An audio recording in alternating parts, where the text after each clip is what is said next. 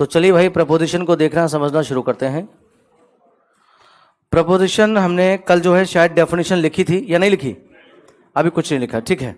तो प्रपोजिशन की पहले परिभाषा लिखते हैं और धीरे धीरे चीजों को जो है देखते हुए आगे चलते हैं। तो सबसे पहले डेफिनेशन लिखते हैं कि प्रपोजिशन होता क्या है या होती क्या है। ध्यान से देखें। वैसे मैं आपको बताऊं, जो मैं पहले से पढ़ाता रहा हूं, तो मैं पहले भी बताया था मैंने कि प्रपोजिशन जो होता है वो वर्ड्स को कनेक्ट करता है, बताया था। और सेंटेंसेस को कौन करता है कनेक्ट? कंजंक्शन। बहुत अच्छे, बस ये छोटी सी बात है।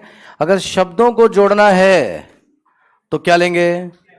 प्रपोजिशन। बोलो जरा एक बार, प्रपोजिशन बोलो। प्रीपोजिशन नहीं बोल देना, प्रपोजिशन। प्रपोजिशन, बहुत अच्छे। हाँ, स्टाइल में रहने का, ठीक है।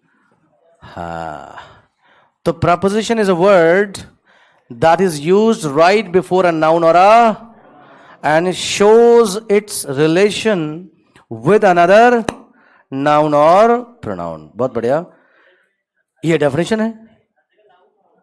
नहीं है भाई, अभी तो यही लिखी किताबों में, अभी तो यही लिखेंगे, ठीक है। लेकिन वो आगे की कहानी पढ़ेंगे, कोई दिक्कत नहीं। लिखे जरा डेफिनेशन, लिखे। किसी को बताने वाली बात, विज्ञान की परिभाषा बताएं। बचपन में इतनी मेहनत से याद की थी मैंने। सुसज्जित सुसंगठित क्रमबद्ध ज्ञान की शाखा को विज्ञान कहते हैं। पूछ लो होता क्या है, ये तो थोड़ी पता है। ऐसे लग रहा नारा लगा रहे हैं। तो ऐसी कई परिभाषाएं हमें याद हैं कि noun is the name of any person, place और थिंग। नाउन क्या होता है, कहां होता है, क्या करता है, ये नहीं। नाउन क्या होता है, डेफिनेशन मुझे पता है। एक तो जब मैंने नया नया इंग्लिश सीखना शुरू किया था बचपन में, तो मुझे एक एप्लीकेशन याद हो गई थी बहुत बढ़िया तरह से। Sir with due respect I beg to say, तो मैं भूल गया हूं, पहले याद किया था मैंने। I want to inform you that I bring you home that I have been suffering from fever since last night, so I want, ऐसा ऐसा करके, और सब कुछ पूरा बोलता था, डेट, योर सिंसियरली, सारा कुछ।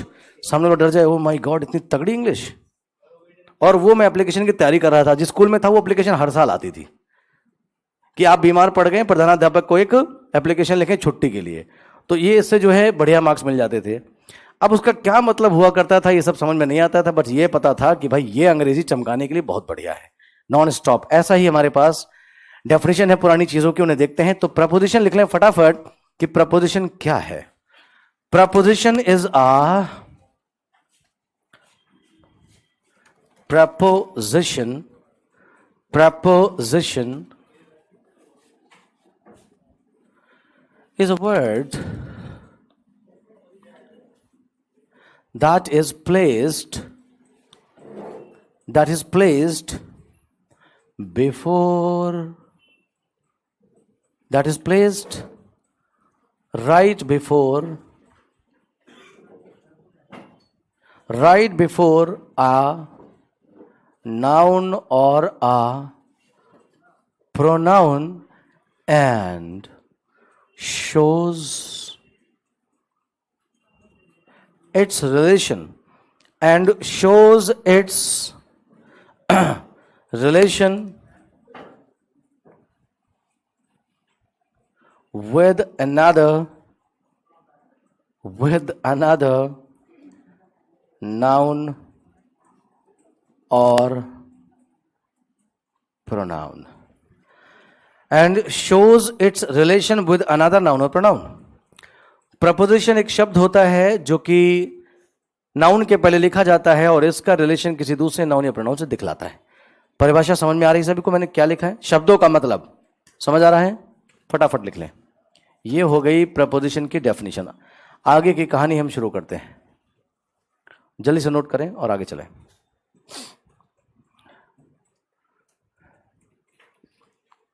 जल्दी से नोट कर लें, अच्छा टॉपिक है, इसे बढ़िया पढ़ना, अच्छी तरह से पढ़ेंगे।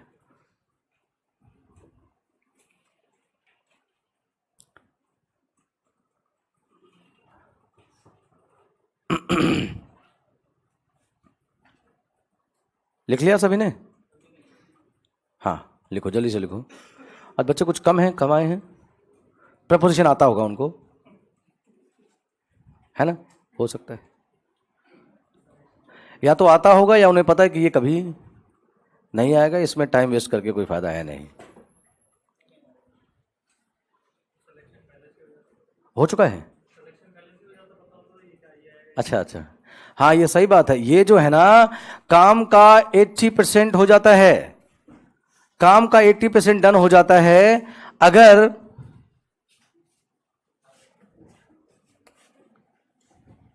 अगर तुम्हें यह पता चल जाए कि तुम्हें क्या पढ़ना है और क्या नहीं पढ़ना है। अगर तुम्हें यह पता हो तो काम का 80% डन हो जाता है। आगे चलते हैं, एक सेकंड।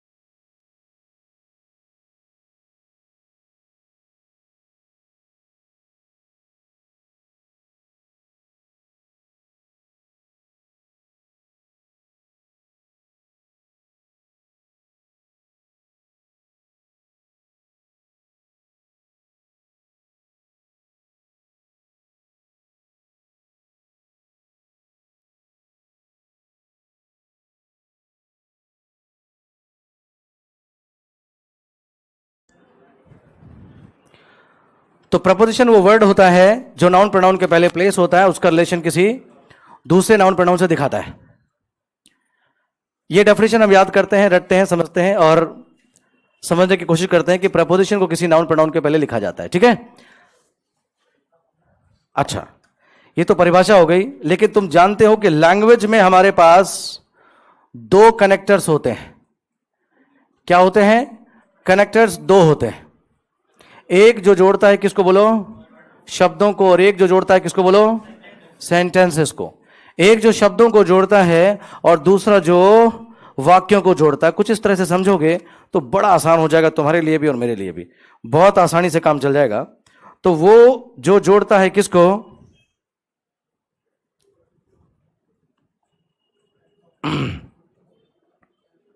वर्ड्स को जो जोड़ेगा उसे क्या बोलते हैं गाइस?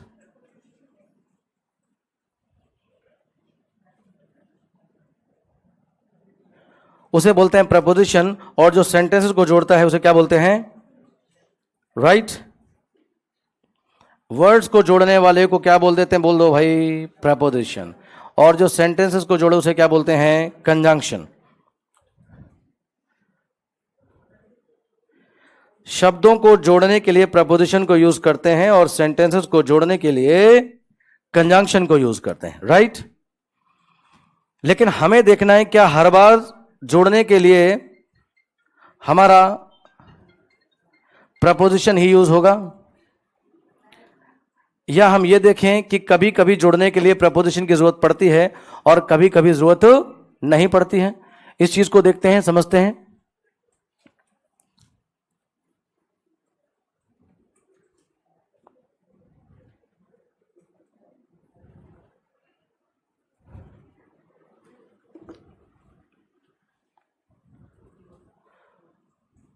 देखो, डेफिनेशन डन है। हमने सिलेबस में पहला पॉइंट क्या लिखा था? वाई यूज आ। हम उसकी तरफ बढ़ रहे हैं। ठीक है, हम उसकी तरफ बढ़ रहे हैं कि प्रपोजिशन यूज क्यों किया जाए, आखिर बना ही क्यों? प्रपोजिशन को यूज क्यों किया जाएगा, क्यों बना है? मैं वही आपको समझाना चाह रहा हूं कि प्रपोजिशन क्या करता है? शब्दों को जोड़ने के काम आता है और सेंटेंस को जोड़ने के काम कंजंक्शन आता है। लेकिन मैं यह भी जानना चाहता हूं कि क्या हर बार शब्दों को जोड़ने के लिए, हर तरह के शब्दों को जोड़ने के लिए प्रपोजिशन लिखा ही जाता है? यह हमें देखना और समझना है। जैसे मैंने कहा,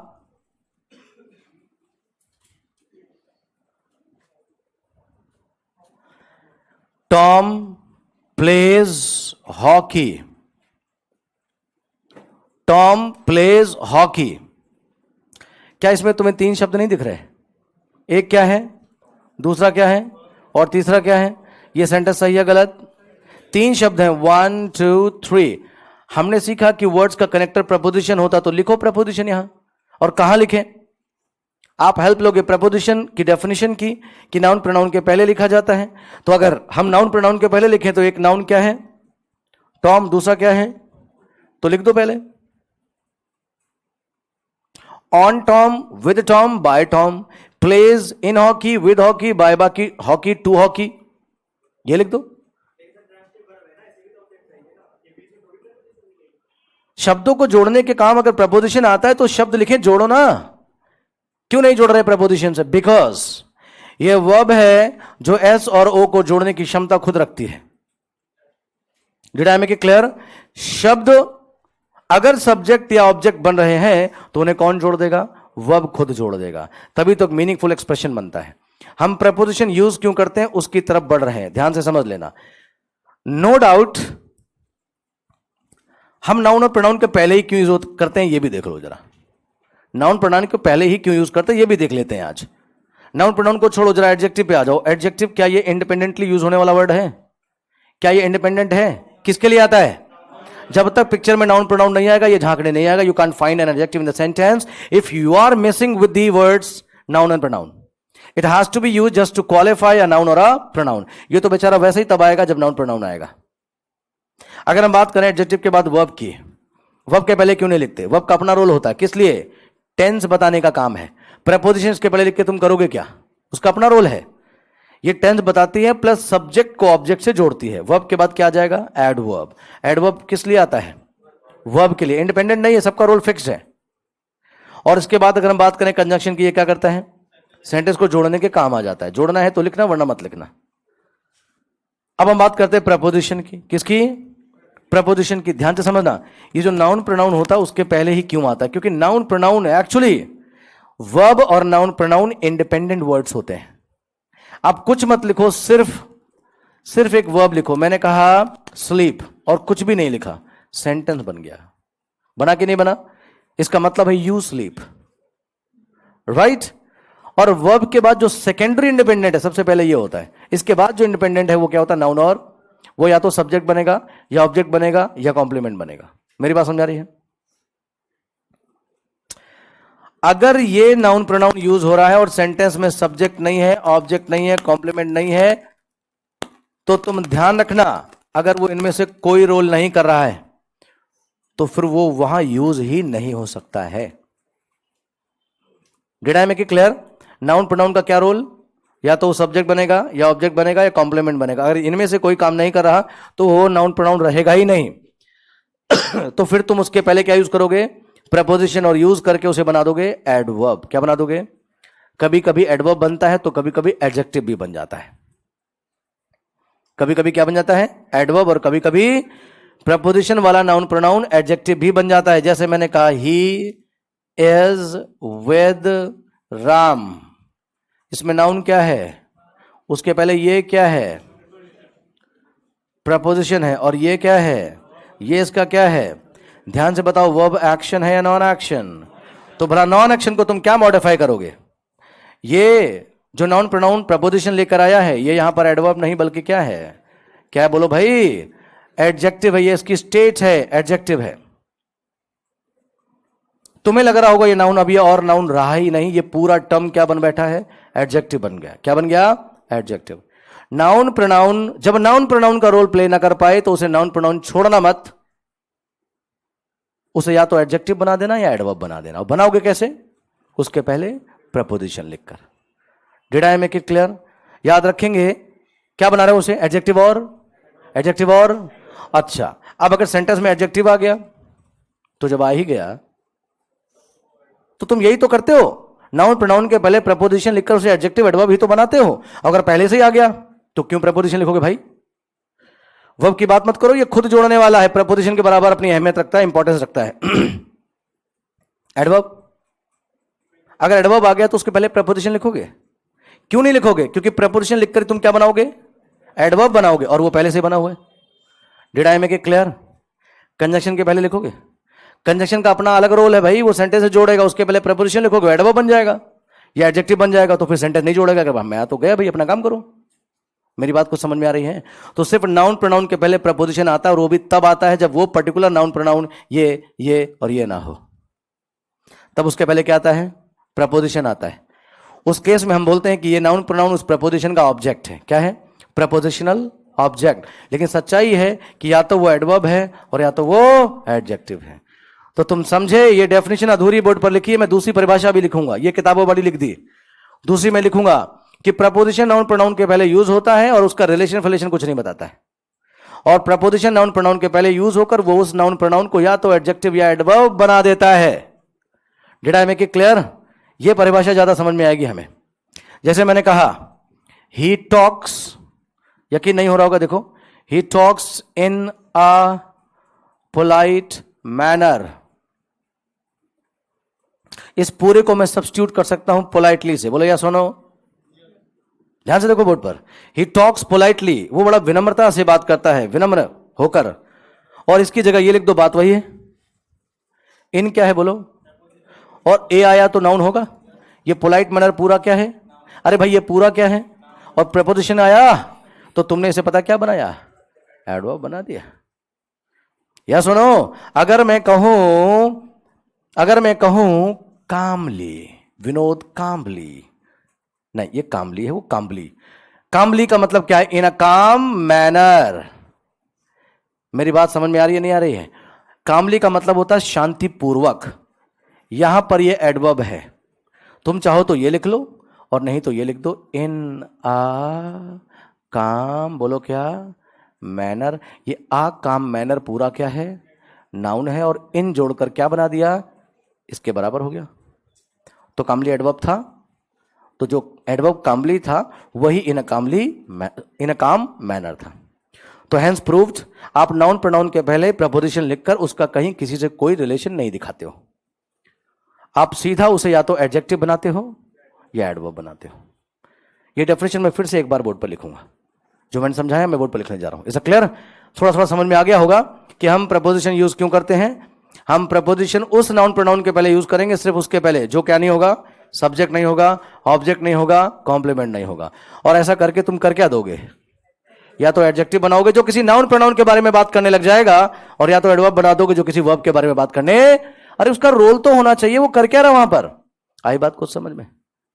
तो डेफिनेशन लिखो जरा नहीं, और फिर हम आगे चलते हैं। मेरी बात समझ में आ रही सभी को? दोबारा डेफिनेशन लिखो, और जो तुमने डेफिनेशन में समझा है मैं अभी उसे रूल बनाकर बोर्ड पर लिख दूंगा। ध्यान से समझते रहना।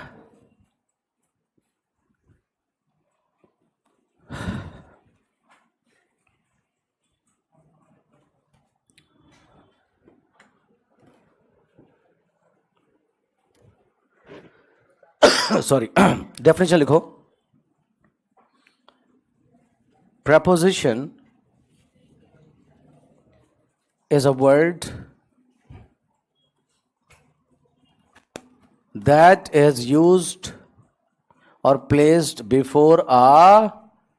अच्छा एक चीज और, ये जो ऊपर परिभाषा लिखी हुई है, ये जो ऊपर परिभाषा लिखी हुई है ऊपर वाली, मुझे बताए वो सही है या गलत है? इस सेंटेंस में कहीं कोई एरर है?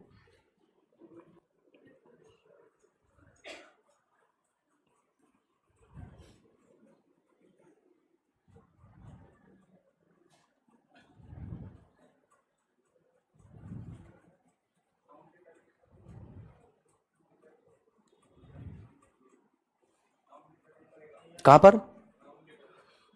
नाउन के पहले ए, क्यों क्यों गलत है अभी?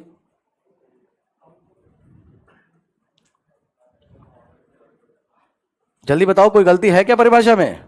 इसी तरह से कोई भी अध्यापक तुम्हें कुछ भी पढ़ाकर चला जाएगा, अंग्रेजी का झाम पिलाकर चला जाएगा, तो मैडम बहुत बढ़िया पढ़ाता है। क्या घंटा बढ़िया पढ़ाता है? नकल तुमसे हो नहीं रही। बोर्ड पर आ नाउन और प्रोनाउन लिखा, या तो यार वो गलत है या तो ये गलत है। समझ नहीं आ रहा? या तो वो गलत है या तो ये गलत है। इससे आसान तुमसे क्वेश्चन कौन पूछेगा? बचपन में 8वीं 7वीं में पेपर खरीद कर आते थे स्कूल में, खरीद कर, और इतनी गलती होती थी, एक क्वेश्चन का आंसर दूसरे में लिखा होता था, फिर उसी पेपर में प्रश्न पत्र में 25वां क्वेश्चन होता था, वो दोबारा वही होता था। बच्चा वो भी नहीं कर पाता था। हम नकल भी ढंग से नहीं कर पाते। अब आप देखो, ए दोनों जगह लगाना है या दोनों जगह से हटाना, ये बता दो। या तो दोनों जगह लगाओ या दोनों जगह से हटाओ। लगाना पड़ेगा। क्यों?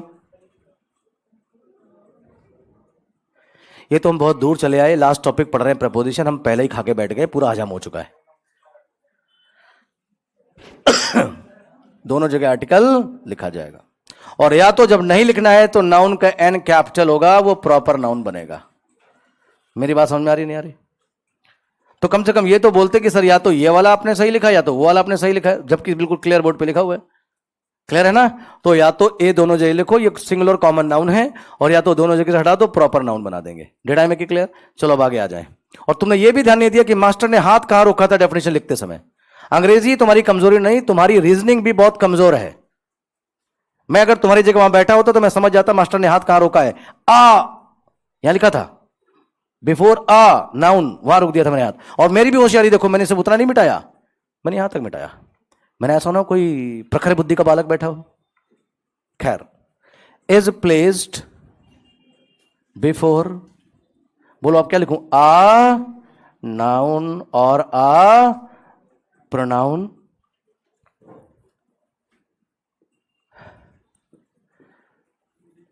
To convert to convert it into to convert it into an adjective or an adverb। जल्दी से लिख ले, ये डेफिनेशन जमेगी। Preposition is a word that is placed before a noun or a pronoun to convert it into। it का मतलब क्या? ये जो मैंने it यूज किया है, ये पर्सनल प्रोनाउन है, किसकी जगह यूज किया है? नाउन या प्रोनाउन, ठीक है ना? उनमें से जो भी यहां ले लोगे उसके लिए it। जल्दी से देखें,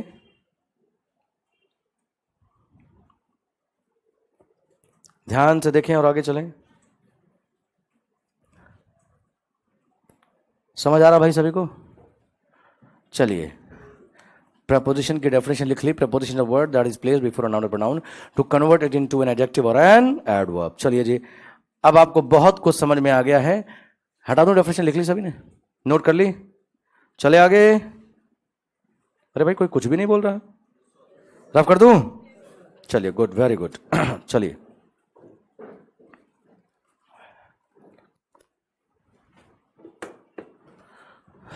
अब आप ये चीज बेहतर तरीके से समझ पाएंगे जो मैं बोर्ड पर लिखने जा रहा हूं, कि हम प्रपोजिशन यूज ही क्यों करते हैं। हम प्रपोजिशन यूज ही क्यों करते हैं, हालांकि मैंने आपको समझा दिया, बट इसे मैं रूल फॉर्म में लाऊंगा।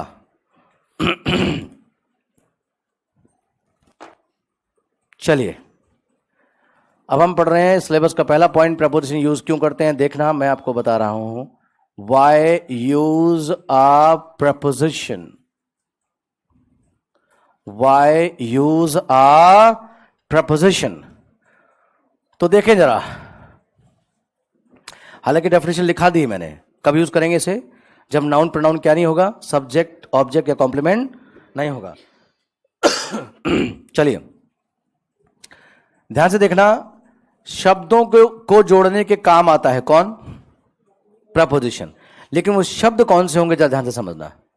अगर दो शब्द आपस में क्या है, एस और, तो क्या इनके बीच में कहीं प्रपोजिशन आएगा? क्रॉस को समझना मैं क्या लिख रहा हूं। इफ यू आर कंबाइनिंग और connecting two words together and they are subject and verb, they would not take any preposition between. Did I make it clear? दो शब्द जिन्हें तुम जोड़ रहे हो, अगर आपस में क्या है, सब्जेक्ट और वर्ब है, तो उनके बीच में प्रपोजिशन नहीं आएगा। समझ रहे हो मैं क्या कह रहा हूं? दूसरा, हाँ बोलो, कुछ कह रहे हो?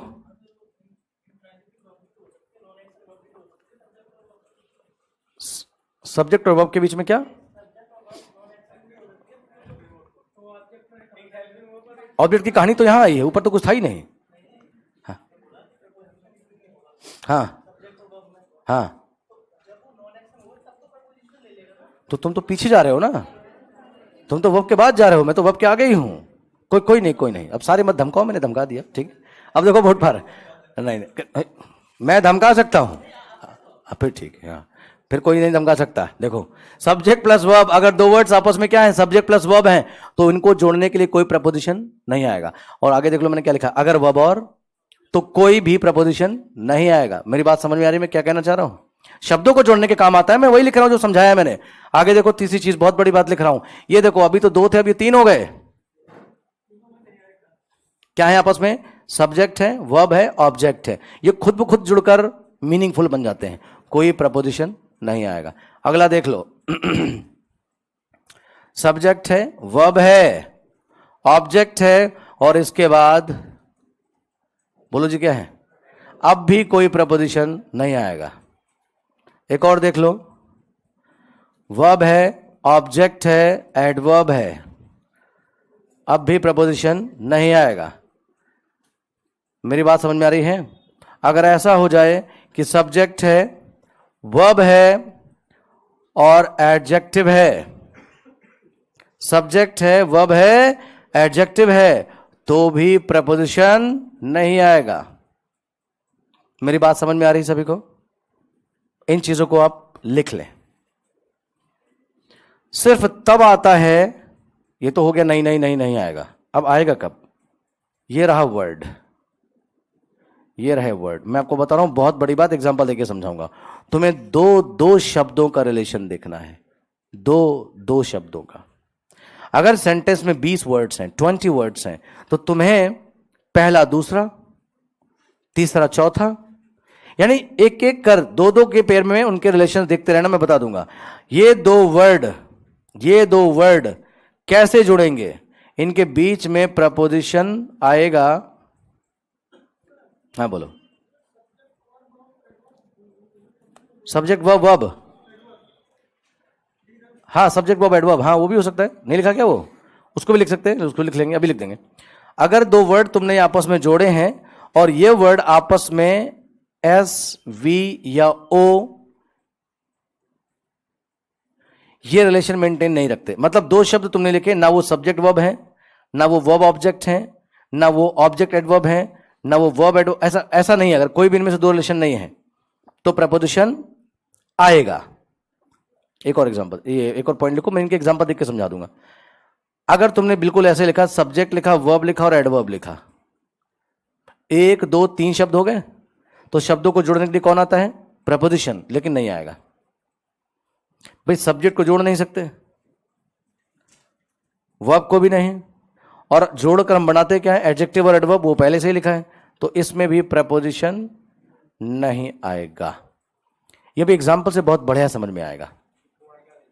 कौन सा बोला जी? ये है कि दो शब्द आपस में जुड़ने के लिए प्रपोजिशन ले लेते हैं, अगर वो आपस में एसवी, वीओ या इन रिलेशन में नहीं है। अगर ये रिलेशन मेंटेन नहीं करते तो ये इससे जोड़ा जाएगा। बाकी मैं भी एग्जांपल देता हूं, सारा कुछ क्लियर हो जाएगा।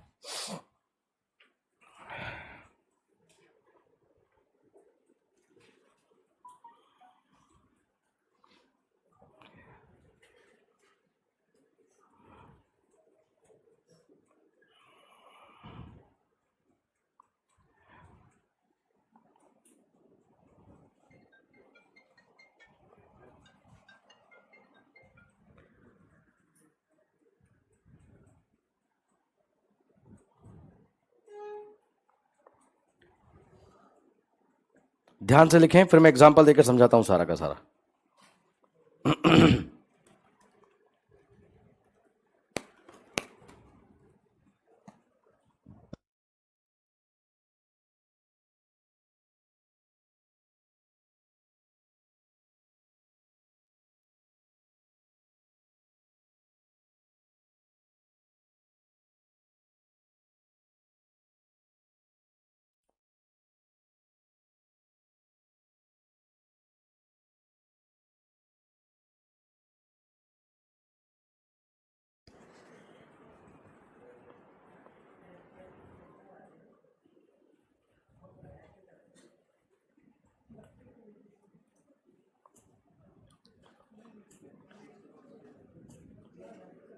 कर लिया अभी? चले आगे।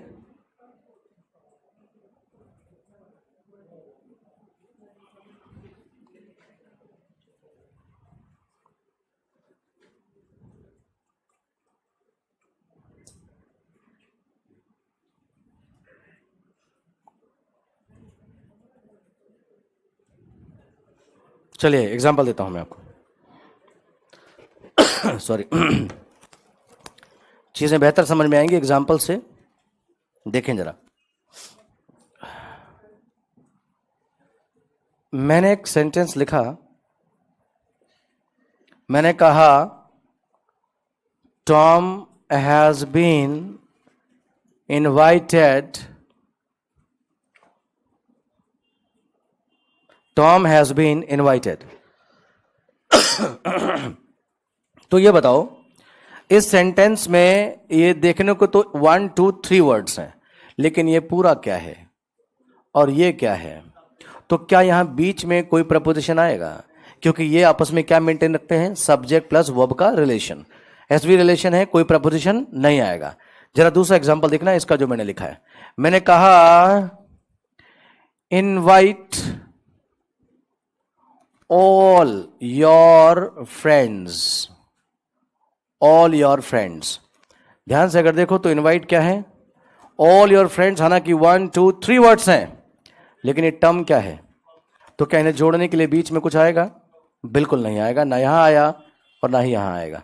समझ आ रहा भाई सभी को? तीसरा देख लो, बहुत अच्छा समझ में आएगा। अभी मैं बड़े एग्जाम्पल्स भी दूंगा। मैंने कहा Tom has broken the chair which was very old। अब आप ध्यान से समझ लेना, इस सेंटेंस में हैज ब्रोकन क्या माना जाएगा और टॉम इस का क्या है? तो इन्हें जोड़ने के लिए बीच में कोई प्रपोजिशन नहीं आएगा। आगे आपने क्या लिखा? द चेयर नाउन है और ये क्या है? इनके बीच में कोई प्रपोजिशन नहीं आएगा। लेकिन ऑब्जेक्ट सिर्फ द चेयर नहीं है, वो चेयर जो बहुत पुरानी थी। ये गलती मत करना, वरना तुम्हें यहां कुछ लिखना पड़ेगा। ये पूरा ऑब्जेक्ट है। बोलो समझ में आ रहा है नहीं आ रहा? ये पूरा ही क्या है? ऑब्जेक्ट है। इसलिए मैं एस वी ओ रिलेशन में लिखे हुए टर्म्स को प्रपोजिशन से नहीं जोड़ूंगा। समझ आया? अगर कंफ्यूज हो रहे हो तो इस सेंटेंस को सिर्फ यहीं तक लिख लो, Tom has broken the chair. तब तो समझ में आ रहा होगा। टॉम सब्जेक्ट है, ब्रोकन हमारा क्या हो गया? वर्ब हो गया, हैज ब्रोकन, और द चेयर क्या हो गया? ऑब्जेक्ट हो गया। अब देखो अगला, मैंने कहा Tom played cricket very well in this ground, या दिस ग्राउंड yesterday। ध्यान से समझना, प्लेड क्या हो गया हमारा और ये क्या हो गया? क्रिकेट क्या हो गया? Very well. शायद ये दोनों क्या है? मैनर वाला एडवर्ब है कि नहीं है? दिस ग्राउंड क्या है? प्लेस है, नाउन है, नाउन है। दिस ग्राउंड सिंगुलर होता है और दीज ग्राउंड्स प्लरल होता है, और जिसका सिंगुलर प्लरल होता है वो नाउन या प्रोनाउन होता है। ये नाउन है, इसका फंक्शन फटाफट डिटरमिन करो। सब्जेक्ट है, ऑब्जेक्ट है, कॉम्प्लीमेंट है? ना ये सब्जेक्ट है, ना ये ऑब्जेक्ट है, ना ये कॉम्प्लीमेंट है। क्योंकि अगर सब्जेक्ट होता तो ठीक इसके बाद वर्ब होती, और अगर ऑब्जेक्ट होता तो ठीक इसके पहले वर्ब होती, अगर कॉम्प्लीमेंट होता तो वर्ब नॉन एक्शन होती। बोलो बात समझ में आ रही है? तो तीनों में से कुछ भी नहीं है बेचारा, ये नाउन नाउन रह ही नहीं सकता। अब तुम्हें इसे क्या बनाना पड़ेगा? एडवर्ब बनाना पड़ेगा। कैसे बनाएंगे? इसके पहले यहां कुछ लिखा जाएगा। बोलो लिखा क्या जाएगा? क्या लिखा जाएगा? कैसे पता नहीं लिखा जाएगा? क्योंकि यही अच्छा लग रहा है। ये भी तो हो सकता है before this ground, near by this ground, ये भी हो सकता है। नहीं, आप गलत नहीं हो, मैं समझाना क्या चाह रहा हूं तुम्हें। यह सीखना है इस टॉपिक में प्रपोजिशन आएगा या नहीं आएगा, यह सीखना है। और जब आएगा तो कौन सा आएगा यह कॉन्टेक्स्ट बताएगा। वो उस मैदान में खेल सकता है, उस मैदान के बाहर खेल सकता है, मैदान के पहले खेल सकता है, मैदान के बाद खेल सकता है, मैदान के पास खेल सकता है। फिलहाल यहां कोई ना कोई प्रपोजिशन आएगा। बोलो बात समझ में आ रही है? यस्टरडे क्या है? इनके बीच में क्यों नहीं लिखा? यस्टरडे एडवर्ब है, बोलो कौन सा वाला? टाइम वाला। तो कुछ भी नहीं लिखा गया। दो दो शब्दों को जोड़कर उनका मीनिंग निकालते हुए हमें आगे चलना है। ध्यान रखेंगे।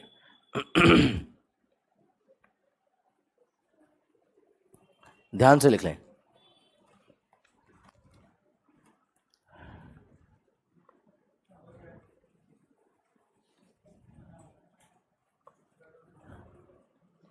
लिख लिया?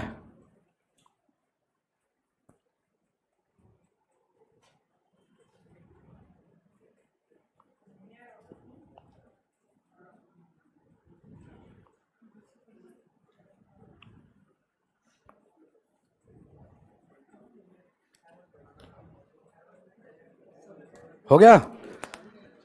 नोट करें।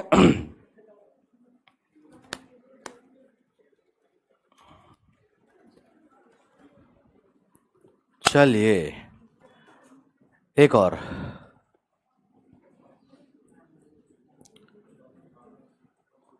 Call them immediately।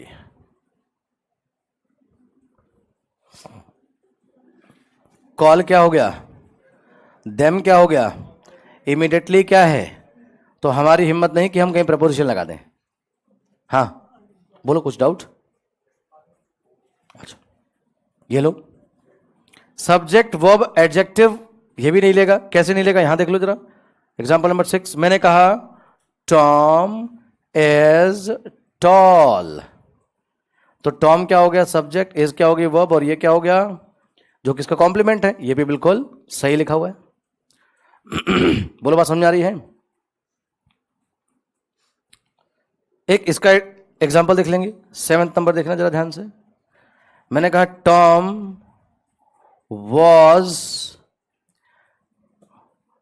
Was walking very fast. Very fast, हमने सुना था कि शब्दों को जोड़ने के लिए प्रपोजिशन बना होता है।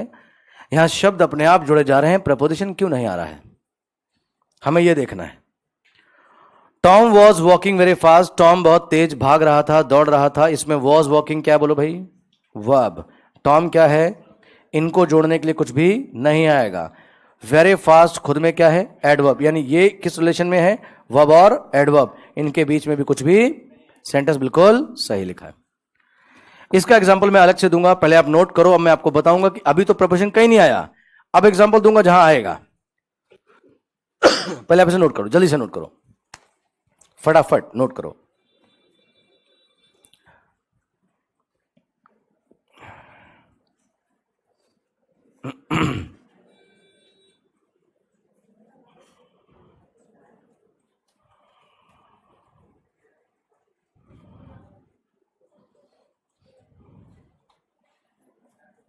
बिल्कुल सही।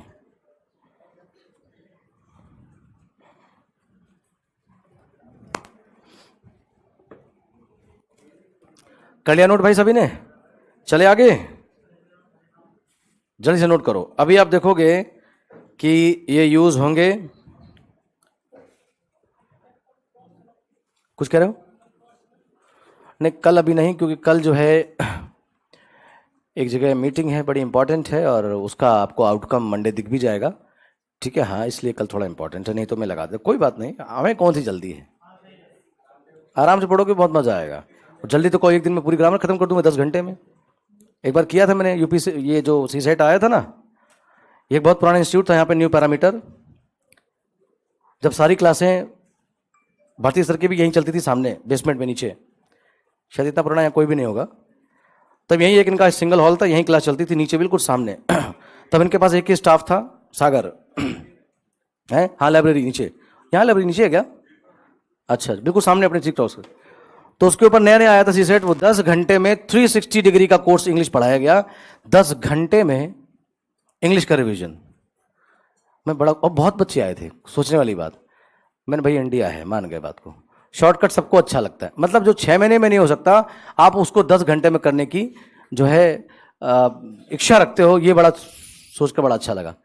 10 घंटे बच्चे बैठे भी, पढ़े भी, बट मुझे पता था इसमें से शायद ही कुछ इनको आए। कैसे आ पाएगा? आप सोचने वाली बात है, क्या आप समझ लोगे भाई? या तो आपको आता है तो तुम आए क्यों, और नहीं आता 10 घंटे में वैसे ही नहीं आएगा। लेकिन आए थे बच्चे, कई बहुत सारे आए थे। कोई नहीं, जल्दीबाजी की, जल्दी कम शैतान का। अब मैं रफ कर दूं सारा का सारा। अब तुम्हें मैं कई एग्जांपल्स के दूंगा, और इसे बहुत प्रैक्टिकली समझना है। यहां चीजें आपको अब समझ आएंगी कि लैंग्वेज का एक सेंटेंस लिखने में कितने टैलेंट की जरूरत होती है। बिलीव करो, एक सेंटेंस को लिखने में कितनी अंग्रेजी चाहिए होती है, लगानी पड़ती है, ये आपको समझ में आएगा। मैं इसे रफ करके एग्जाम्पल लिख रहा हूं। देखो कोई ना कोई तो आएगा ही। इन लिख सकते हो, बिफोर लिख सकते हो, नियर बाय लिख सकते हो, है ना। यही तो मैं भी समझाने जा रहा हूं। देखो ना, अभी आप लिखने जा रहा हूं बोर्ड पर, यहां से बहुत कुछ समझ में आ जाएगा। हाँ वो भी समझा दूंगा, क्योंकि उसके लिए हमें प्रपोजिशन का मतलब पता होना चाहिए, किस प्रपोजिशन का क्या मतलब है, और उसके लिए हमें कॉन्टेक्स्ट पता होना चाहिए कि वो क्या सच में मैदान में ही खेला था या मैदान के आसपास खेला था, मैदान भर गया था, संडे था तो कई बार हमने बाहर भी खेला। कोई पहले आता बाद में है, 4 बजे ये गिल्लियां गाड़ के चला जाता है। ऐसा हुआ तुम्हारे साथ कभी? अपने साथ बहुत होता था। वो स्टंप लगा दिया, पिच हमारी हो गई सुबह, अब हम यहां खेलेंगे, चलो कोई नहीं। देखो एक और एग्जांपल देखो, बड़ा सिंपल सा एग्जांपल है, इजी एग्जांपल देखना। पहले मैंने कहा ही, बोर्ड पर देखना वरना मिस कर दोगे। ही स्लेप्ट देम, पहला। दूसरा देखना, ही रैन हर। तीसरा, ही रोट अ लेटर। और चौथा, ही रोट मी। और पांचवा, मैंने कहा he was playing cricket, his friends, this ground, the morning.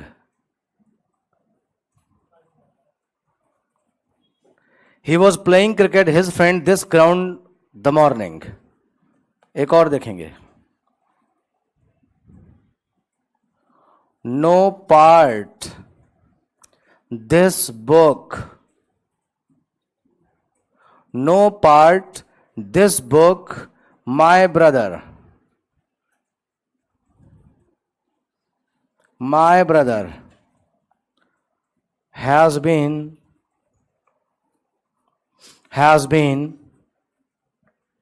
discussed.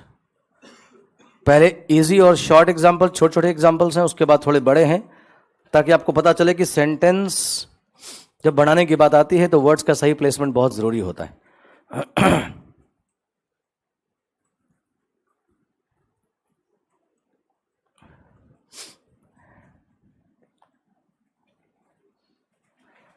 I saw him closing the door.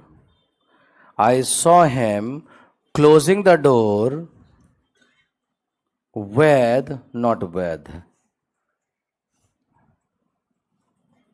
his younger brother. चलिए, आपको सिर्फ ये गेस करना है कि ये सेंटेंसेस सही है या गलत, बस इतना गेस करना है। आगे की कहानी मैं सारी समझा दूंगा। कुछ सही है, कुछ गलत है। राइट।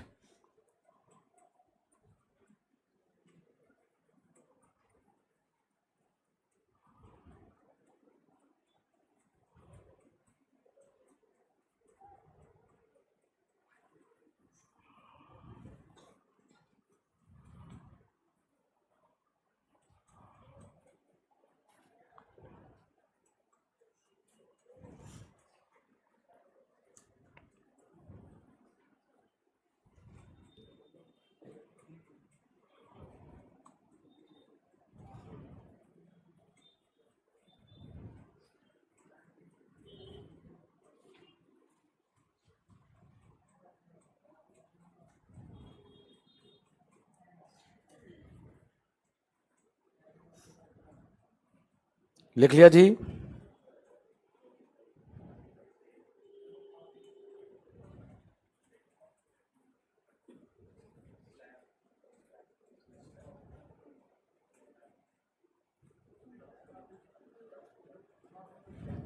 चलिए अब हम कहानी को शुरू करते हैं। बहुत ध्यान से समझना होगा कौन सा सही कौन सा गलत, और गलत है तो क्यों, क्या गलती हो सकती है। सॉरी, देखो बोर्ड पर देखो, कैसे समझेंगे। ये हमारी स्लेप्ट क्या है और ये इसका क्या है, दो दो शब्दों का रिलेशन देखना। ये आपस में क्या है, एस और, क्या इन्हें जोड़ने के लिए कुछ चाहिए या अपने आप जुड़ जाएंगे? ये जुड़ गए, कुछ भी नहीं चाहिए। इसके बाद तुमने देम लिखा, क्या लिखा? देम है क्या पार्ट ऑफ स्पीच में, क्या है? प्रोनाउन। क्या है? ये सर क्लियर। अब प्रोनाउन का फंक्शन तुम्हें पता होता है, सब्जेक्ट ऑब्जेक्ट कॉम्प्लीमेंट। ना ही सब्जेक्ट है, ना ही कॉम्प्लीमेंट है, और ना ही ऑब्जेक्ट है। ऑब्जेक्ट इसलिए नहीं क्योंकि जो वर्ब है वो सिर्फ वर्ब नहीं बल्कि इंट्रांसिटिव वर्ब है। कैसी वर्ब है? इंट्रांसिटिव वर्ब है। तो लिखा गया प्रोनाउन, ये जो तुमने लिखा, सब्जेक्ट ये है नहीं, ऑब्जेक्ट है नहीं, कॉम्प्लीमेंट है नहीं। तो तुम इसे क्या करोगे? इसे नाउन प्रोनाउन छोड़ोगे ही नहीं। इसे तुम उठाकर या तो एडजेक्टिव बना दो या एडवर्ब। और कैसे बनाओगे?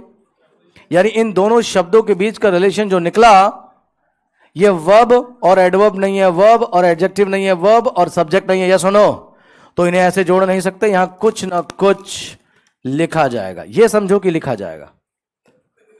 समझ आई मेरी बात? कि लिखा जाएगा। स्लीप का मतलब क्या होता है? सोना या सुलाना? अब अगर कोई सुलाना समझ ले तो उसके लिए सेंटेंस सही हो जाएगा। सुलाना नहीं होता, क्या होता है?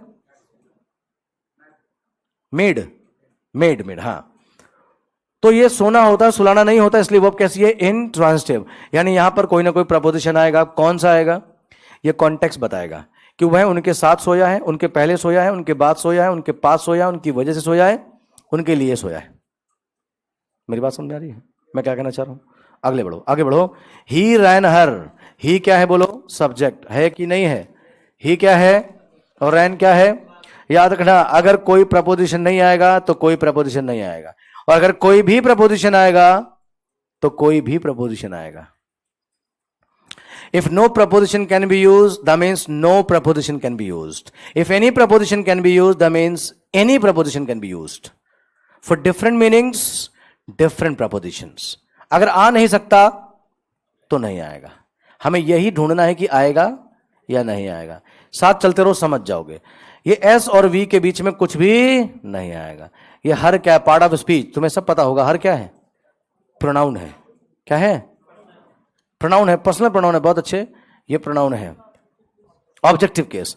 अब मुझे बताओ, ये सब्जेक्ट है, ऑब्जेक्ट है, कॉम्प्लीमेंट है?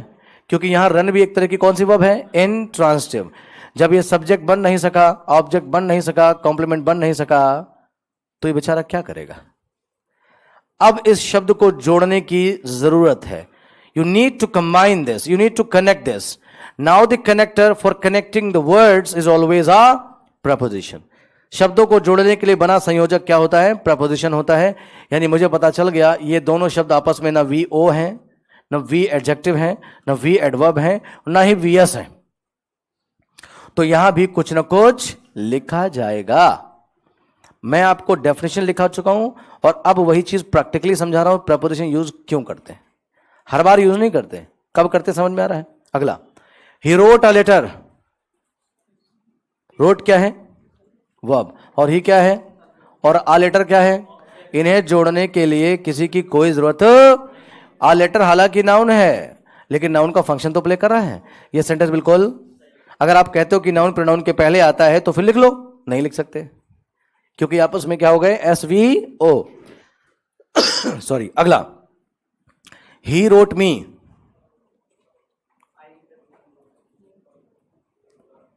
ये तो ठीक हो गया था, ये ठीक क्यों नहीं है?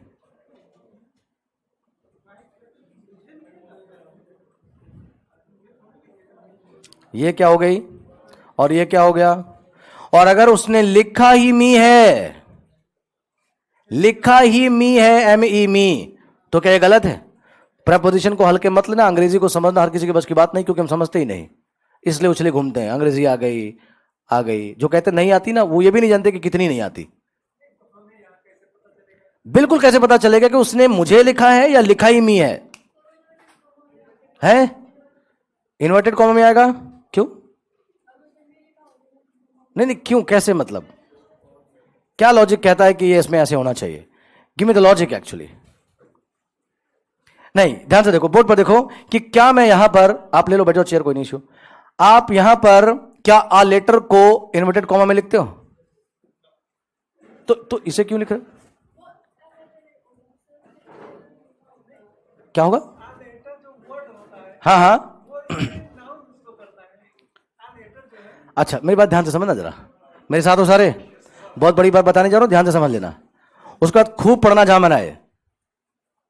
मैंने कहा ध्यान से पढ़ो, वो कह रहा बाबू चलो बोर्ड पे देखो, ही रोट अ लेटर। ध्यान से समझना, यहां कोई गलती नहीं है, तुम पहुंच ही नहीं पा रहे।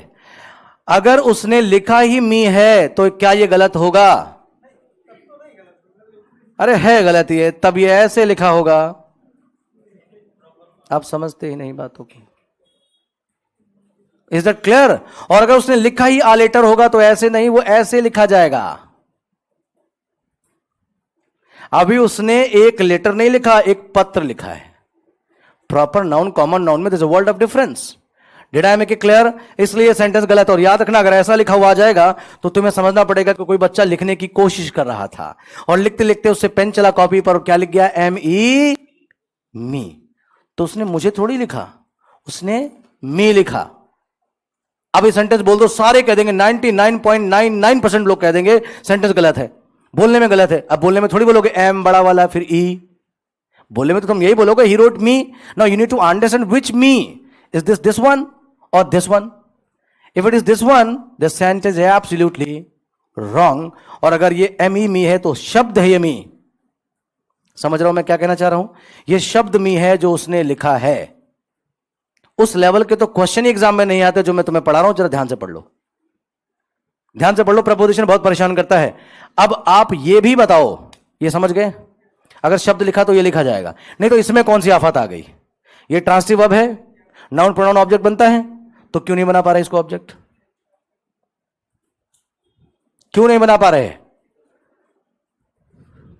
ध्यान से देखना, पढ़ते रहना। ही रोट मी अ लेटर, ये क्यों सही है? नहीं, यहां तुमने इस मी को गलत कर दिया, वहां क्यों सही है?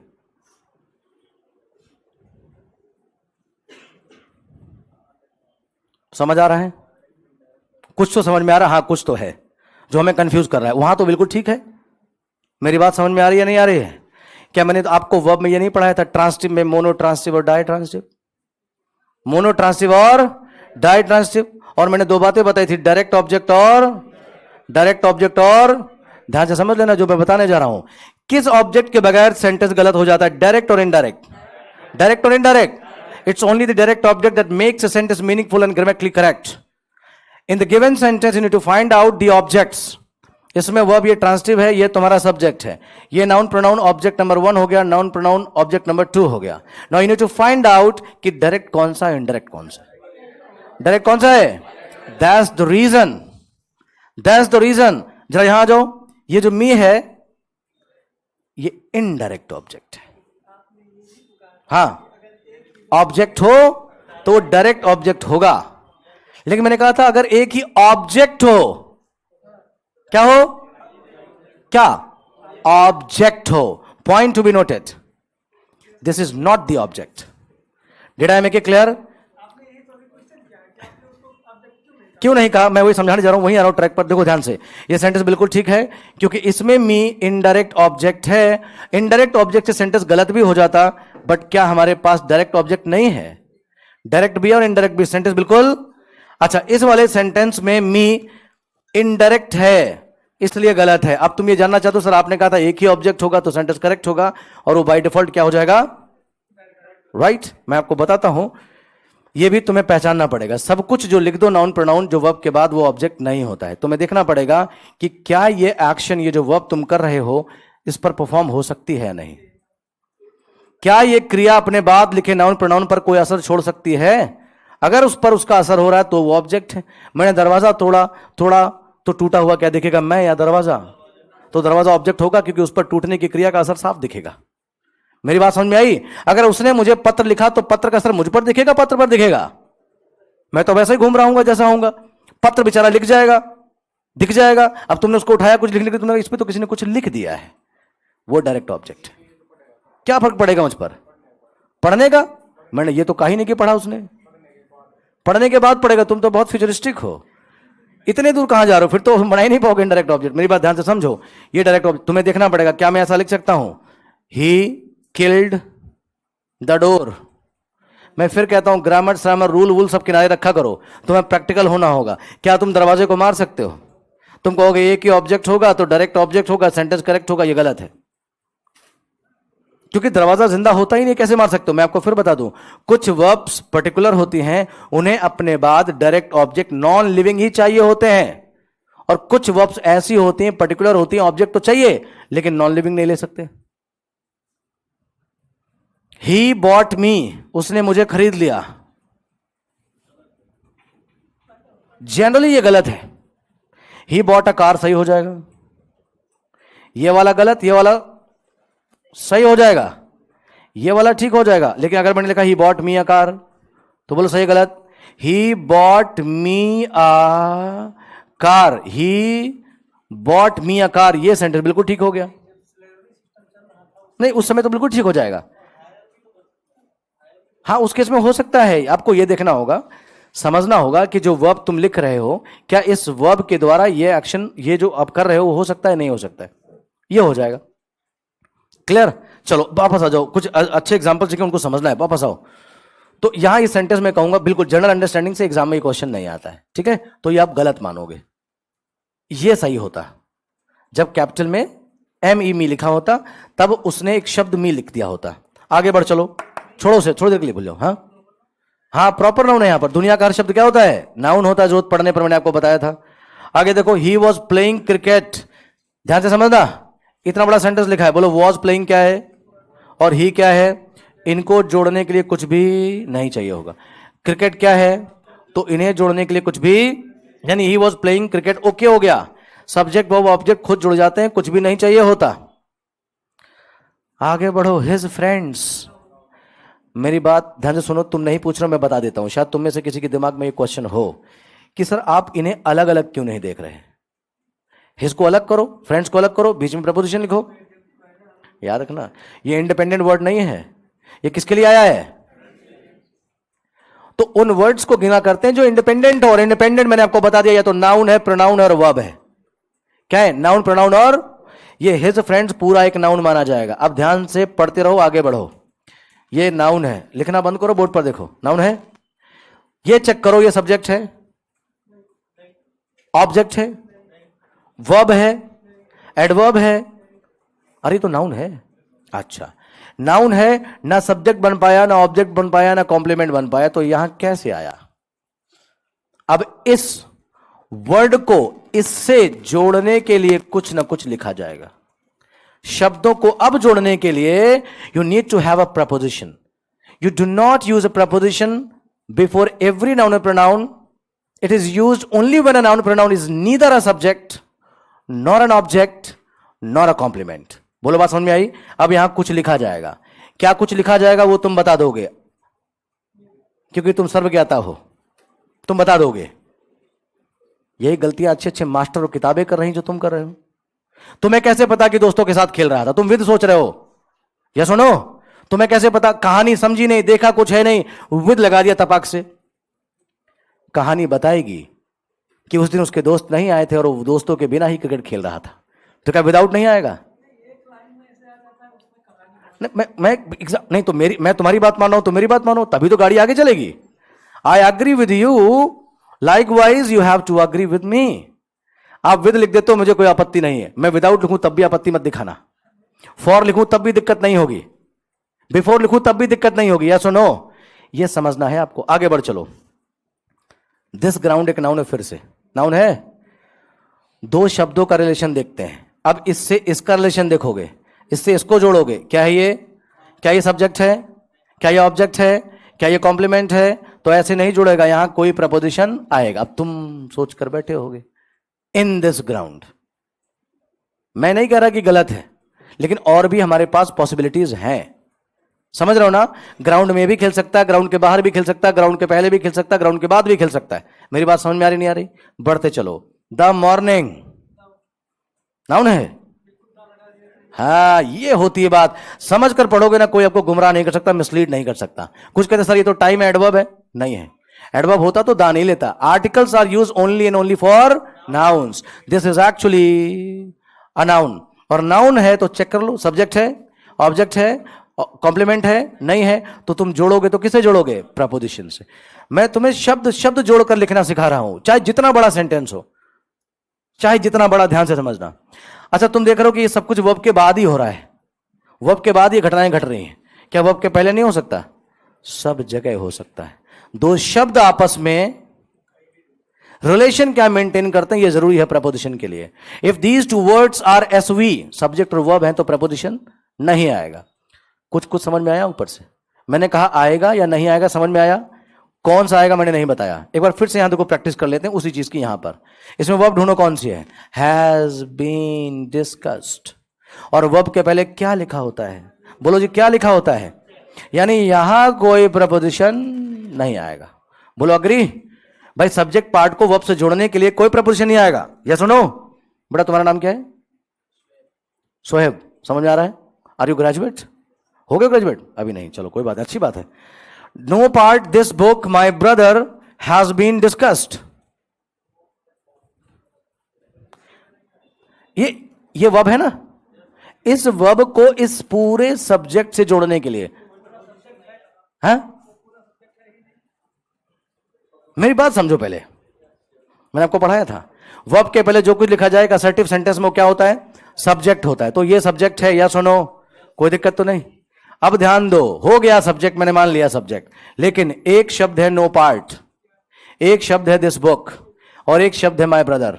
मेरे साथ चलना. ये पूरा सब्जेक्ट मैंने माना, बट सब्जेक्ट में इतने शब्द आ गए. मैंने कहा था दो शब्दों का रिलेशन देखना. नो पार्ट का दिस बुक से क्या रिलेशन है? अगर ये आपस में एसवी है या वीओ है या एडजेक्टिव और एडवर्ब है तो प्रपोजिशन नहीं आएगा. नो पार्ट, बताओ कौन सा पार्ट ऑफ स्पीच है? नाउन.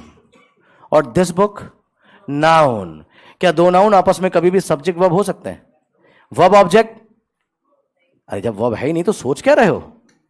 नहीं हो सकते. तो ये ऐसे लिखे ही नहीं जाएंगे, इनके बीच में कोई ना कोई प्रपोजिशन लिखा जाएगा. समझ रहे हो मैं क्या कहना चाह रहा हूं? ये आपस में एसवी नहीं है, वीओ नहीं है. आगे बढ़ चलो. अब तुम इस शब्द को इससे जोड़ने की कोशिश करो. ब्रदर नाउन है. अब ये नाउन और इसके साथ क्या रिलेशन मेंटेन कर रहा है? क्या ये एसवी है? क्या ये वीओ है? तो ऐसे लिखा नहीं जाएगा. इसके बीच में भी कोई प्रपोजिशन आएगा. बोलो मेरी बात समझ में आ रही है? जो परिभाषा लिखाई थी मैंने आपको, वो हम अप्लाई कर रहे हैं.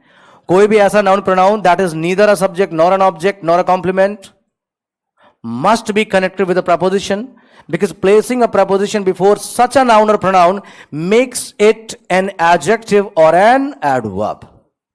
आई बात समझ में? बोलो. नहीं, ये सब्जेक्ट पूरा है. ध्यान देना. अगर मैं आप पार्ट्स कर दूं, वहां हैव हो जाएगा. खूब पढ़ाया था. प्रपोजिशन के बाद वाला कभी सब्जेक्ट नहीं होता. ये पार्ट सब्जेक्ट है, लेकिन मेन सब्जेक्ट या हेड वर्ड या प्रिंसिपल वर्ड ये है. यहां लिखोगे no part from this book of my brother. No part from this book of my brother. यानी इस किताब से कोई भी हिस्सा, इस किताब से कोई भी पार्ट जो कि मेरे भाई की है, डिस्कस नहीं किया गया है. Are you getting my point? ये प्रपोजिशन आ गया, ये प्रपोजिशन आ गया, तो ना अब ये सब्जेक्ट होगा ना ये सब्जेक्ट होगा. सुनील, प्रपोजिशन के बाद वाला सब्जेक्ट ये बनेगा. आगे बढ़ो. I saw him closing the door his younger brother.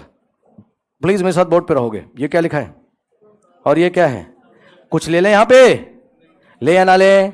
आगे बढ़ो. हिम क्या है? बोलो, बात समझ में आ रही है? समझ लो, तुम्हें पता ही नहीं चलेगा कि क्या समझ बैठे हो तुम. ध्यान से देखो. हिम क्या है? ना यहां कुछ आएगा ना यहां कुछ आएगा. ये क्लोजिंग क्या है? सही है. एक शब्द का रिलेशन देखना पड़ेगा. नहीं, पहले तो प्रैक्टिकली स्पोकन इंग्लिश वाला हिसाब बिठाओ. सही लिखा या गलत लिखा? पूरा सेंटेंस सही या गलत? I saw him closing. I saw him closing. ये क्या है? क्लोजिंग क्या है? एडजेक्टिव है.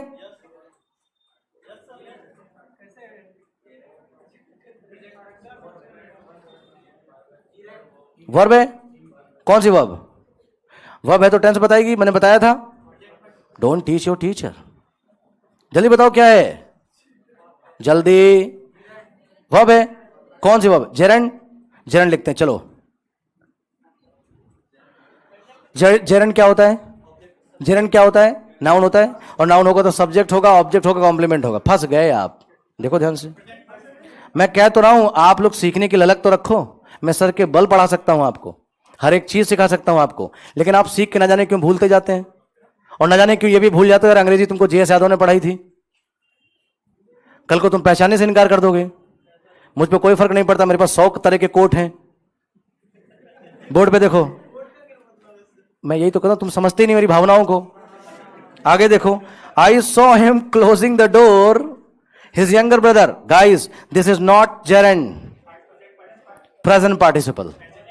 क्योंकि अगर ये नाउन होता तो सब्जेक्ट ऑब्जेक्ट कॉम्प्लीमेंट बनता, और ये ऐसा कुछ भी नहीं कर रहा, ये इसकी स्टेज है, इसीलिए यहां कोई प्रपोजिशन नहीं आएगा। प्रेजेंट पार्टिसिपल एडजेक्टिव की तरह यूज होता है, बाद में कभी समझाऊंगा, ध्यान से समझो। अब द डोर क्या है? कुछ भी हो, है तो वर्बल एडजेक्टिव, वर्ब से बना है, क्लोज ट्रांसिटिव वर्ब थी, ये नाउन इसी वर्ब का क्या है? देखो कैसे रिलेशन बनते हैं। इस वर्बल एडजेक्टिव का ये क्या है? ऑब्जेक्ट। आगे बढ़ो, हिज यंगर ब्रदर पूरा क्या है? बोलो एक बार। नाउन है। अगर नाउन है तो क्या करेगा? सब्जेक्ट, ऑब्जेक्ट, कॉम्प्लीमेंट है कुछ। अगर सब्जेक्ट होता तो इसके बाद वर्ब होती, अगर ऑब्जेक्ट होता तो ठीक पहले वर्ब होती, और कॉम्प्लीमेंट होता तो नॉन एक्शन वर्ब होती है। तीनों चीज नहीं है। अब ये कह रहा प्लीज मुझे भी कहीं सेट करो। नाउन ये बन ही नहीं सकता, इसे बनाना पड़ेगा क्या? या तो एडजेक्टिव या एडवर्ब। यहां लिखना पड़ेगा कोई ना कोई प्रपोजिशन, या तो विद या बिफोर और आफ्टर, कुछ भी लिखेंगे आप यहां पर, ये लिखना पड़ेगा। नहीं क्यों? सही तो है, सही नहीं है? हाँ,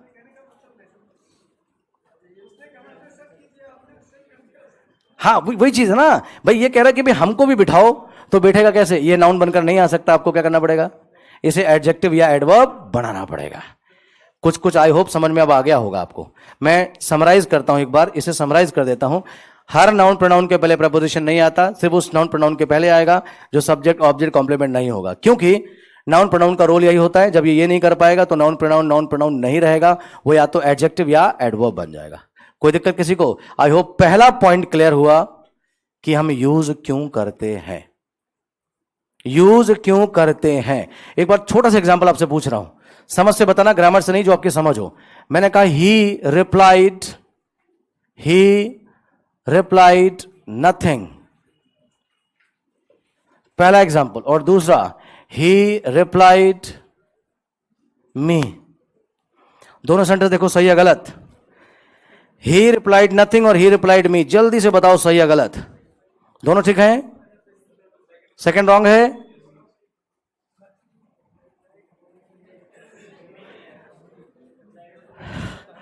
कुछ ठीक ठाक लेवल की गलत किताबों में ये रूल्स लिखे होते हैं।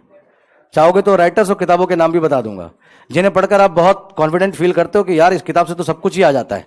अब वो जमाना चला गया जब उस किताब से सब कुछ आया करता था, अब सेटिंग नहीं रही। ऑलराइट, मेरी बात को ध्यान से समझ लो। ये सेंटेंस सही है, ये सेंटेंस गलत है। बेटा सीटी कौन मारा भाई? अच्छा बाहर है ये तो है। अच्छा, रिप्लाइड क्या हो गई? वर्ब। और रिप्लाइड क्या है? वर्ब। ये इस वर्ब का क्या निकला, और ये भी क्या निकला? अब तुम्हें सोचना होगा, क्या कोई, आप यही बोलते हो एक्चुअली, आप कभी मैसेज करते हो व्हाट्सएप पे, sir reply me. No, that's wrong, reply to me. Reply to me सही होता है। ध्यान से समझना, मैंने आपको नरेशन में पढ़ाया भी था, रिप्लाई के बाद टू आता, आंसर के बाद टू नहीं आता। जब मैं चार्ट बना रहा था, भूल गए क्या? आप तो ऐसे एक्सप्रेशन देते हो कि जैसे आपको ठग लिया गया हो, पैसे बताए गए कुछ और, सामान दे दिया गया कुछ और। ऐसा थोड़ी है। ही रिप्लाइड नथिंग, उसका रिप्लाई ही नथिंग था, लेकिन उसका रिप्लाइड मी नहीं था। यहां आपको टू, और टू ही क्यों? बिफोर भी तो आ सकता है, मुझसे पहले उसका जवाब आया।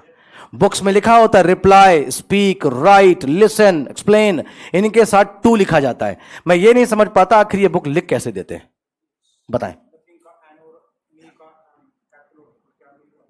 अगर दोनों का कैपिटल, अच्छा, देखो मैं आपको बताता हूं, अगर इसका एन होता तो आप तो दूसरी जगह चले गए। अगर ऐसे लिखते आप तो ध्यान रखो कि उसके रिप्लाई में शब्द आया था नथिंग, और अभी उसने कुछ नहीं बोला, अभी उसने कुछ नहीं बोला। और अगर आप मी का बड़ा कर दोगे ME ऐसे, तो उसका आंसर आया था मी। तुमने पूछा अरे भाई कल कौन कौन पीटा गया, उस जगह Ram Shyam Gita Mohan Sohan me. Did I make it clear? मेरी बात समझ रहे हो? हाँ, कुछ नहीं आया, उसका रिप्लाई ही नथिंग था। मैंने तुमसे पूछा, मैंने कहा हाँ हाँ, वो जो रिप्लाई था वो शब्द था नथिंग, कि भाई उस सेंटेंस में क्या गलत था। तुमने कहा सर उस सेंटेंस में नथिंग गलत था, तो his reply was nothing, he replied nothing. मेरी बात समझ आ रही है? ये चीजें आपको समझ में पड़ती हैं। आप अक्सर बोलते हो, अक्सर आप दोस्तों को बताते हो जब कभी आपकी बात बन जाए कि you know what, I proposed her, या शी प्रपोज्ड हिम, ऐसा बोलते हो आप, और आपका काम भी चल जाता है, आंसर भी मिल जाता है, क्योंकि लेवल एक जैसा, अंग्रेजी एक जैसी है। लेकिन एग्जाम में गलत हो जाएगा। आई प्रपोज्ड हर या शी प्रपोज्ड हिम पूरी तरह गलत होता है। आई प्रपोज हर का मतलब होता है तुमने उसे कहीं किसी उत्पाद की तरह बिक्री पर दे दिया है, लगा दिया बिक्री पर, सेल चल रही है, I proposed her, how much will you pay for her, tell me. गलत होता है। You will say, you have to say I propose to her, don't say I propose her in the market. अंग्रेजी जानने वाला shocked हो जाएगा, तुमसे पूछेगा व्हाई, व्हाई क्या, आई मीन आई लाइक्ड हर। वो ये सोच रहा है कि तुमने उसे मार्केट में क्यों बेचने को रख दिया, और तुम ही कह रहे हो कि अच्छा हो सकता है कि ये भी कहीं ट्राई कर रहा हो इसलिए पूछ रहा, तुमने क्यों कर दिया। मेरी बात समझ आ रही है? आई propose her in the market wrong हो जाएगा अगर वो कोई प्रोडक्ट की तरह नहीं है। और अगर आपने कहा I propose a new product in the market, तो बिल्कुल सही है। आप बोलते हो क्या, एक्सप्लेन मी, ये गलत होता है। एक्सप्लेन टू मी, लेकिन सही भी हो सकता है। कोई बंदा तुम्हारे बारे में रोज बुरा भला बोलता है, लोगों को भड़का रहा है, एक दिन उन्हें पकड़ा, इधर को आ, इधर आ, explain me now explain me, यानी मेरे व्यक्तित्व को ही मुझे बताओ। Did I make it clear? If you want yourself to be explained, you would say explain me, but you want something to be explain to you, explain to me. Did I make it clear? अगर तुम चाहते हो तुम्हारे बारे में बताया जाए तो एक्सप्लेन मी, लेकिन तुम चाहते हो कि कुछ तुम्हें बता दिया जाए, explain to me. Did I make it clear? शब्दों का प्लेसमेंट बहुत मायने रखता है। आई होप थोड़ा बहुत क्लियर हुआ होगा आपको। चले आगे, क्यों यूज करते हैं क्लियर हो गया। नाउन प्रोनाउन कब कैसे कहां क्या होता है। दूसरी बात क्या थी जरा बताओ, सिलेबस की दूसरी बात क्या थी? प्रपोजिशन का दूसरा पॉइंट क्या था? काइंड्स। हेडिंग डालो जरा, काइंड, जल्दी लिखो काइंड्स। कुछ कह रहे हो, समझ आ रहा है भाई? ऐसा तो नहीं कि पहला टॉपिक बढ़िया पढ़ाया था, प्रपोजिशन बढ़िया, जो लास्ट टॉपिक है नहीं पढ़ा पा रहा हूं, नहीं पढ़ा पा रहा हूं। हाँ, ना बोलने का कोई ऑप्शन नहीं है, रिकॉर्डिंग हो रही, बाहर जा रहा है, ना कोई बोलेगा, नहीं, ध्यान रखना, राइट? ध्यान से पढ़ो। यही टॉपिक में शायद 4 साल पहले की बात है, किसी इंस्टीट्यूट में पढ़ा रहा था, तब मेरे बाल बहुत लंबे हुआ करते थे और तब मैं बैंड लगाया करता था, गेटअप अलग हुआ करता था। पता नहीं किस बच्चे, मुझे इंस्टीट्यूट शायद होता वही हो, तो उसमें किसी बच्चे ने मोबाइल से रिकॉर्डिंग बना ली और बनाकर जो है यूट्यूब पर डाल दी। अब उसमें मैं फ़ोन भी देख रहा हूँ अपनी, ऐसे भी कर रहा हूँ मैं, अब पानी भी पी रहा हूँ, बच्चों से मजाक भी कर रहा हूँ। उस वीडियो पर इतने गंदे कमेंट आए, मैं क्या बताऊँ। अब मैं इतना परेशान नहीं डाला किसने, इससे हटवाऊं कैसे, अब मैं उसको पकड़ नहीं पा रहा, है ना? तो इससे मतलब नहीं होता। देखो, तब भी मैं इतना ही कंटेंट दे रहा था, जो मैं आज आपको दे रहा हूं। हर टीचर के अपने मायने होते हैं। अगर कोई टीचर तुम्हें किताबी ज्ञान दे रहा है तो यकीन करो मुझ पर कि फिर क्या डिफरेंस है। किताब वो मार्केट से तुम भी खरीद लो और पढ़ लो, 2 साल याद कर लो, कुछ बदलता नहीं, पढ़ाना शुरू कर दो। If you are not a teacher that can play with the ways, अगर आप एक ऐसे अध्यापक नहीं हो जो अपनी स्टाइल और शैलियों को बदल नहीं सकते, तो तुम अध्यापक नहीं हो।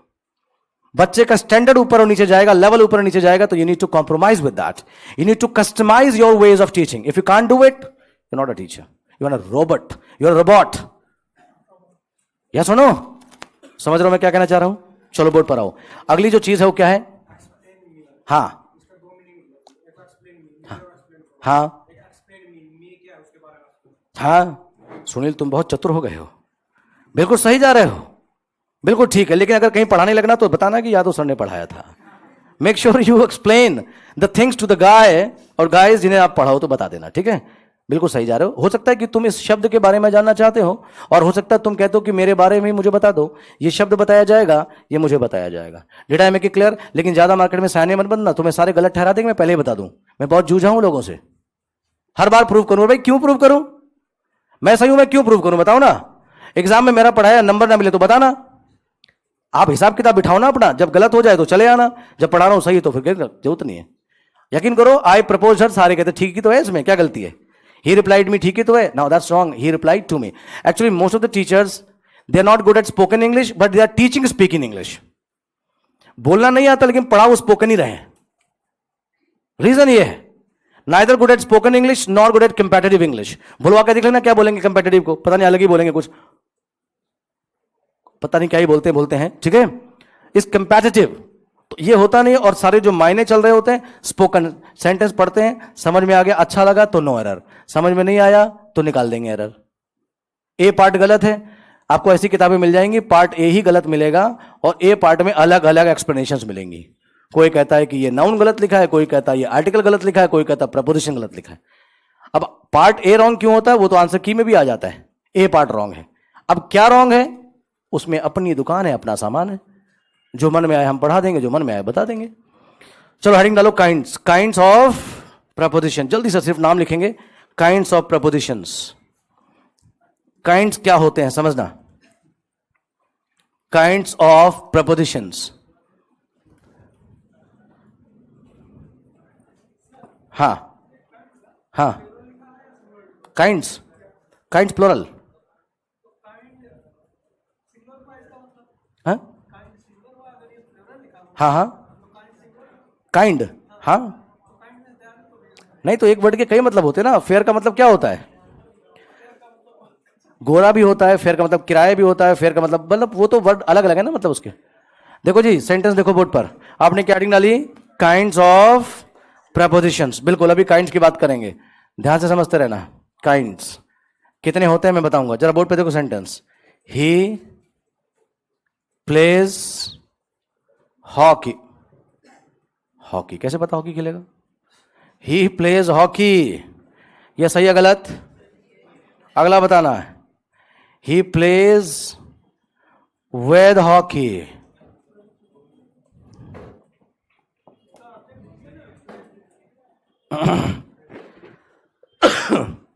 पहले में लिखा ही प्लेज हॉकी, वो हॉकी खेलता है, दूसरे में हॉकी नहीं, हॉकी के साथ खेलता है। हॉकी के साथ मतलब हॉकी स्टिक लेके खेल रहा है। ये सही और ये गलत, कौन सा बता जल्दी बताओ, दोनों ठीक हैं?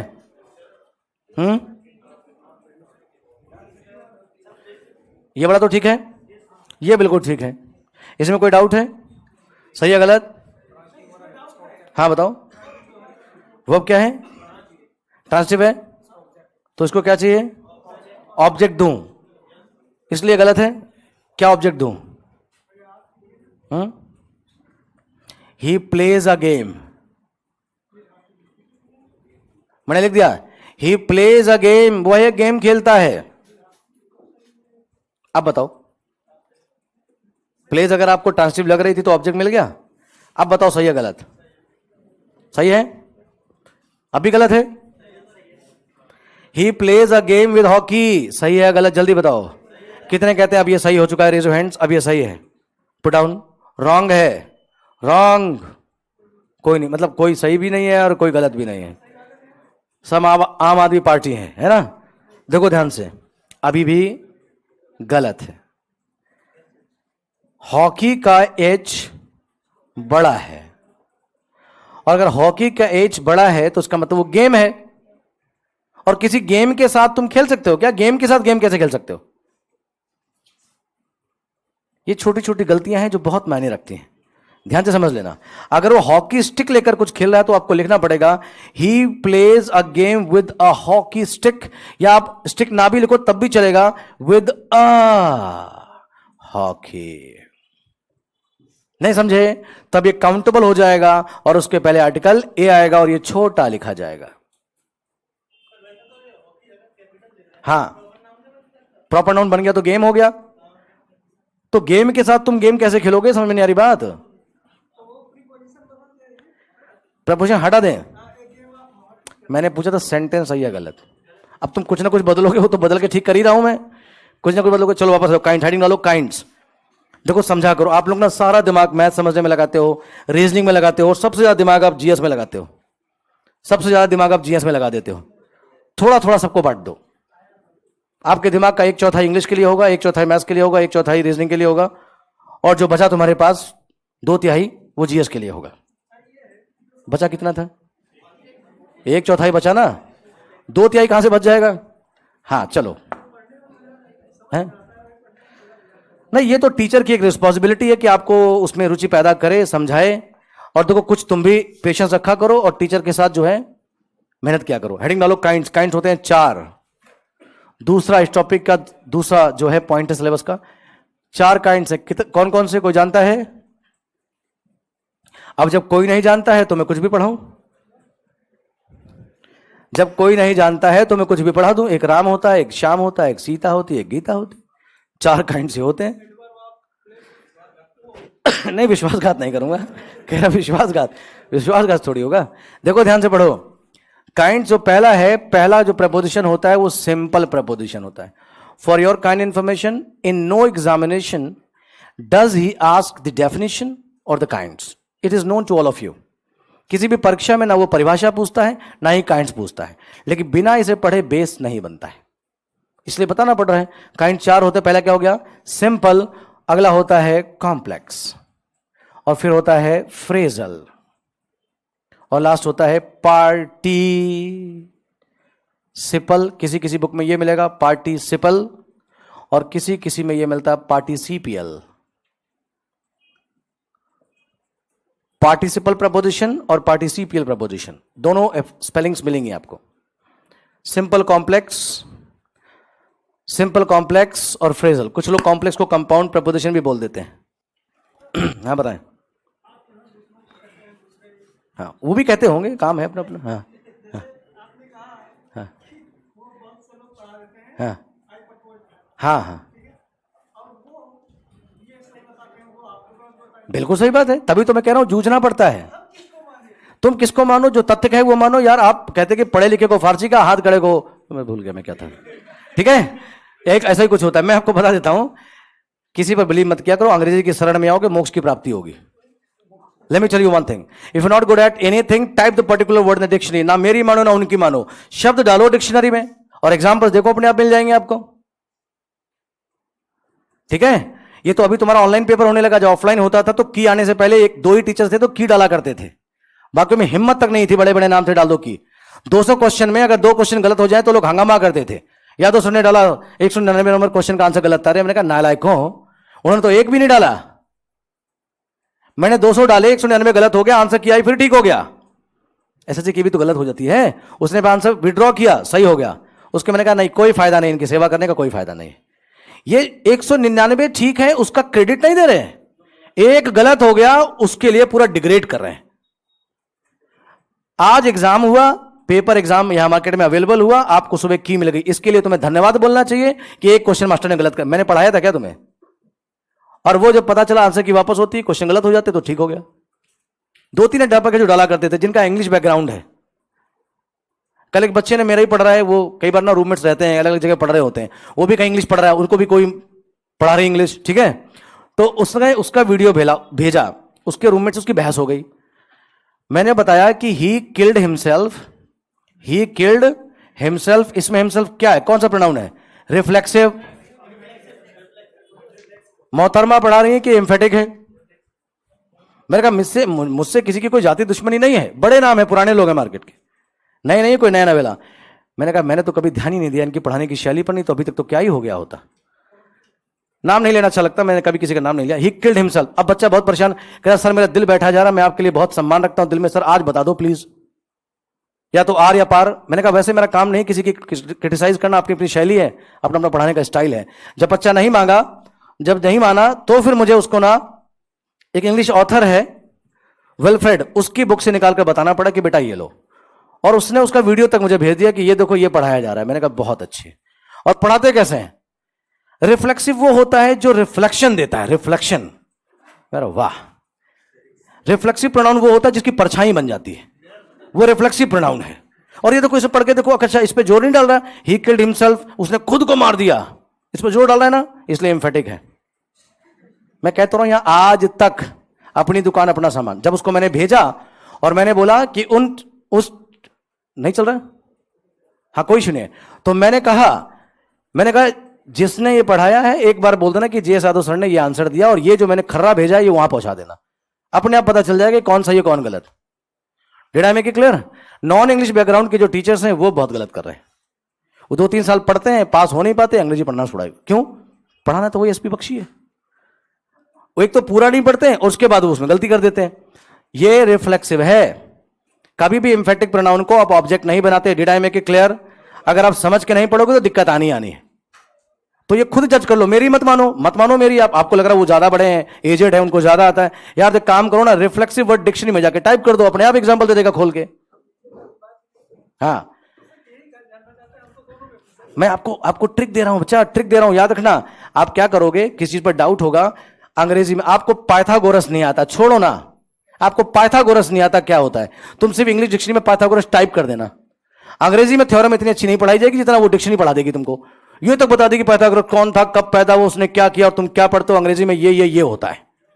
इतना अच्छा तो इंग्लिश सिखा जाएगी। तुम्हें नहीं पता कि ईथर क्या होता है, एल्कोहल क्या होता है, तुम डिक्शनरी में टाइप कर देना, पूरा फॉर्मेशन बताएगी, कैसे बनता सब बता देगा। तुम्हें नहीं पता एमएलए क्या होता, मुझे नहीं पता एमएलए क्या होता, वो सब बताएगा, कैसे बनता, क्या होता, सारा कुछ होता। I loved English right from the beginning, क्योंकि इससे बहुत सारी बातें पता चलती। चलो खैर, 4 पॉइंट्स हमारे पास हैं, इनको मैं डिटेल में नेक्स्ट क्लास यानी मंडे पढ़ाऊंगा। Right guys, thank you so very much guys, thank you.